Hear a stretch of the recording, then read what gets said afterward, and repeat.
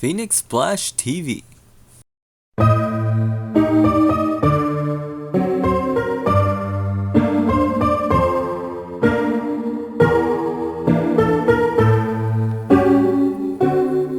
Well, hello and welcome to another Game Analyzer. In this episode, we'll be observing the mysterious and easy listening sounds of the Shenmue cassette tapes. So sit back and relax as we talk about some jams.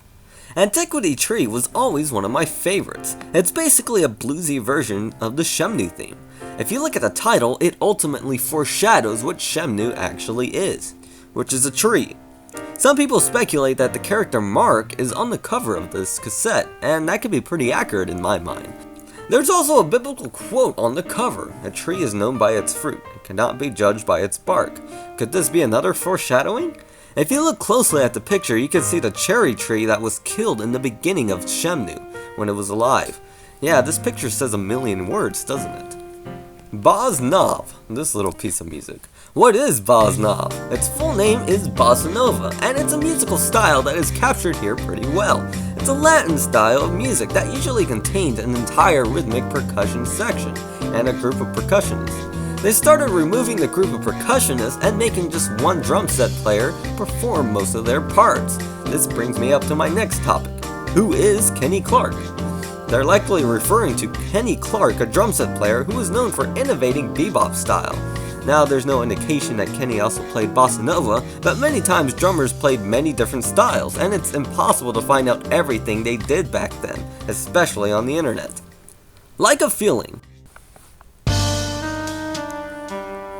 Now, you may remember this song from when the time that drunk red-nosed dick came to smash your head in with a liquor bottle.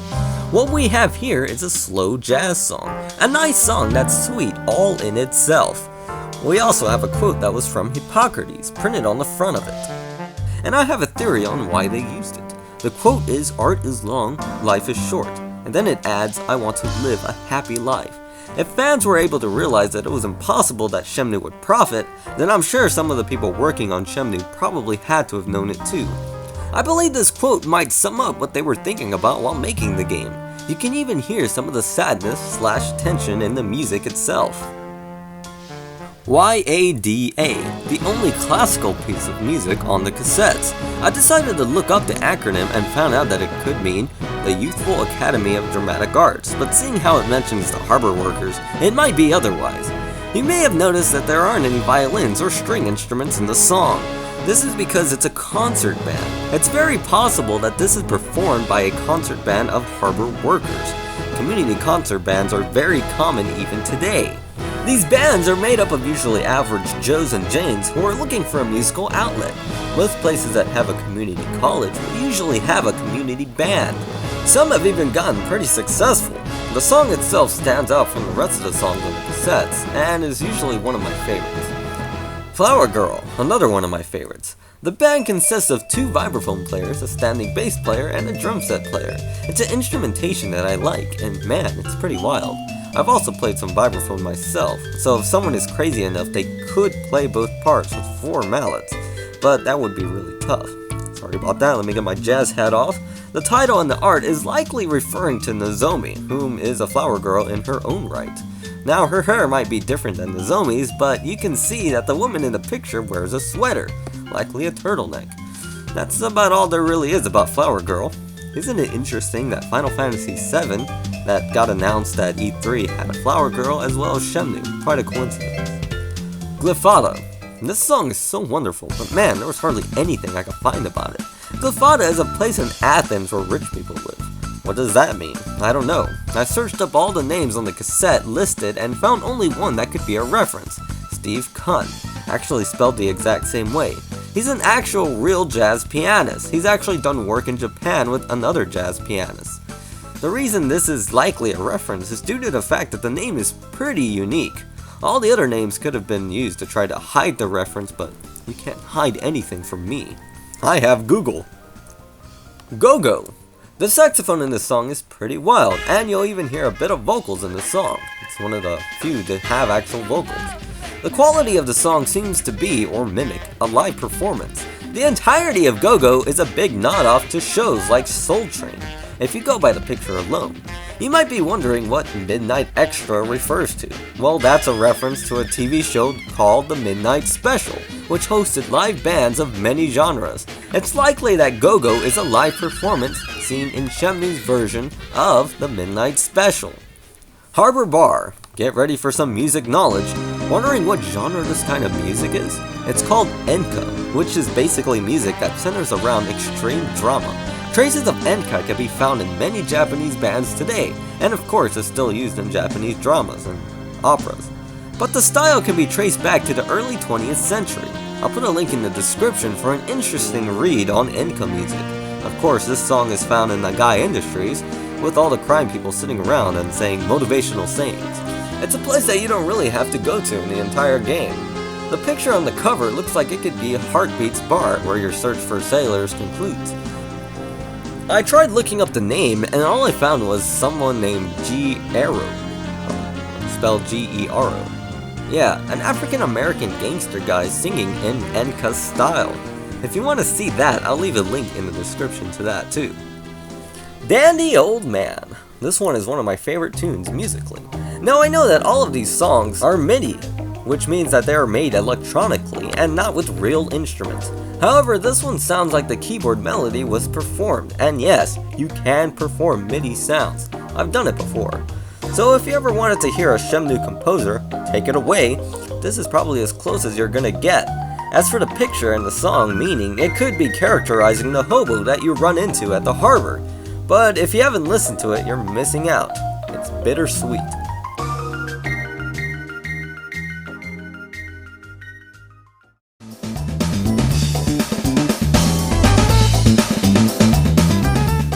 Barbour Beats. A very interesting song. Sounds kinda familiar, huh?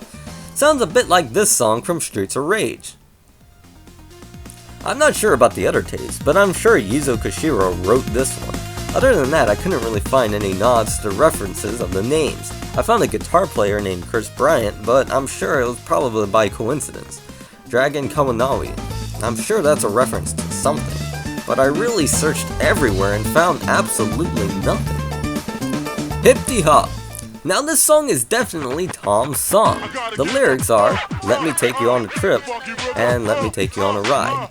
It's probably referencing Tom's whole journey to Japan, maybe? Okay, well let's look at the picture. You see that sky? It kinda looks similar to the sky that was seen when Ryo was viewing Tom go back to America. Now that's a bit of a stretch, right? Wrong. Look at Tom's ears on the picture.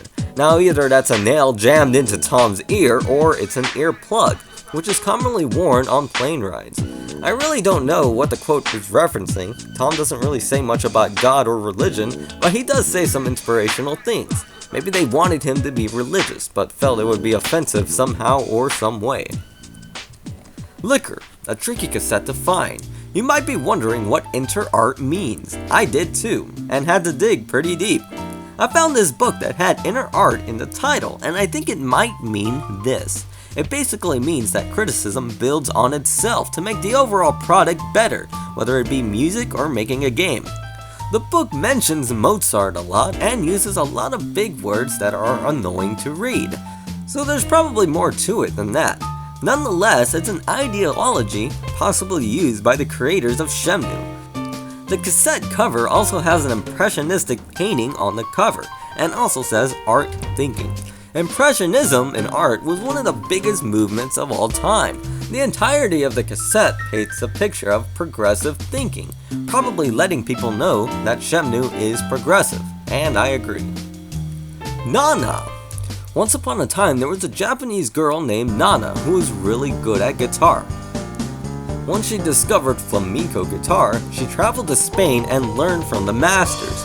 In Spain, people thought she was a gypsy, and when she returned back home, people thought she was Spanish. After learning that it's hard to make money with just music, she opened up her own bar where she would play flamenco guitar every night. And that's about all the info I found. I know there really isn't any guitar in this song, but it's still an interesting story I thought I'd share. She's credited with being pretty much the first Japanese flamenco guitar player. Destiny, another song that shouts out to another jazz musician.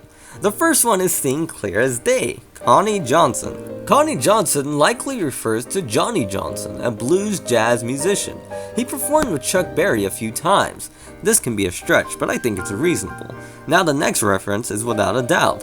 They list the name Herbie Hancock. That's not even a real name. They obviously mean Herbie Hancock, a man who can play almost every style of jazz music.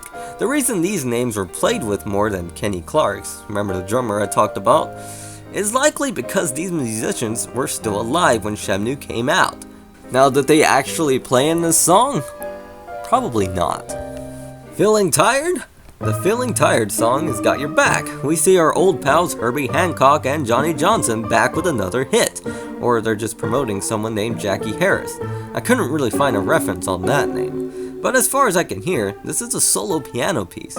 There's an interesting comment I read that says that the song could be demonstrating a composer feeling tired while writing it. It may not actually be trying to make the listener tired. But in my opinion, it could be both. As the song progresses, the chord rhythms get slower and slower. This is often used to calm the listener down.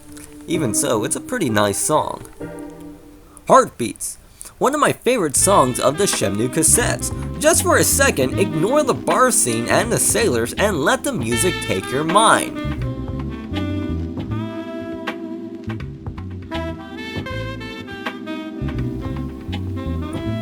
After reading the quote, "The building collapsed with a terrific crash," it made me think of someone standing perfectly still while they've just lost everything. The quote itself is derived from a newspaper article written on December 29, 1897, where a building collapsed on two African American workers. Now that's probably a coincidence, right? Well, I don't know. The quote is pretty unique. I mean, who says the building collapsed with a terrific crash? I mean, that's pretty hard to come up with. I don't know, either way, I can still hear the agony within the song. It could also make you think about how the members of the Mad Angels got to where they were. The song is found in Heartbeats Bar, where everyone just has a bad temper. It definitely brings out the darkness within Shenmue. Well, that's all we have for today, folks. Now you may be wondering why I skipped over some tracks like Strong and Linda, and that's because there really isn't anything there other than the song itself. So if I skipped over your favorites, I apologize. The cassettes themselves truly captured a music scene of the time. Japan was really into jazz and blues, and it's likely that Yokosuka hits would sound similar to what you hear. Even today, jazz is much bigger in Japan than it is in the States. It was just another way for the game to be more realistic. Will cassettes come back in Shenmue 3? Probably not. I mean, they disappeared in Shenmue 2. I've always thought that they were a pretty cool feature, and I have to admit that I do miss them. What are your favorite Shenmue cassettes? Make sure to share, like, comment, and subscribe. This is Game Analyzer, signing off.